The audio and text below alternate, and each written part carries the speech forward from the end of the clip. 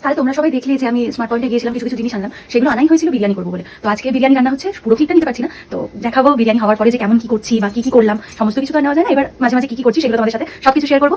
এখন তাহলে যাই করি, দেন খাওয়া দাওয়া হবে।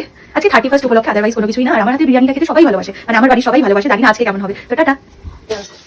এই যে পেঁয়াজটাকে গোল্ডেন ব্রাউন করে ভেজে নিচ্ছিলাম, আর ওইদিকে চালটা বসিয়ে দিয়েছি সেদ্ধ হওয়ার জন্য। তারপর পেঁয়াজটা গোল্ডেন ব্রাউন করে ভেজে নেওয়ার পরে জল দিয়ে দিলাম। আলুটা আর মাংসটা বিরিয়ানির যে ম্যারিনেট করে নেব, মানে বিরিয়ানির অ্যাকচুয়াল যে মাংসটা হয় সেটা রেডি করে বিরিয়ানির জন্য যে মাংসটা দরকার সেই মাংসটা রেডি করে নিচ্ছি। তো এই অবধি কমপ্লিট হলো। ভাতটাও ওদিকে বসিয়ে দিয়েছি, দেখাচ্ছি তোমাদেরকে। ভাতটা ঠান্ডা হতে বসিয়ে দিয়েছি। এই যে ভাতটা ঠান্ডা হচ্ছে একটু, তো ভাতটা ঠান্ডা হতে থাকুক, আর তারপরে দেখাচ্ছি তোমাদেরকে যে কি কি করলাম।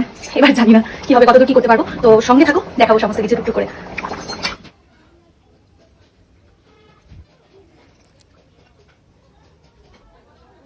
এই যে তারপরে বিরিয়ানির মাংসটা তো তোমাদের দেখালামই, লেয়ার বাই লেয়ার করে নিচ্ছিলাম।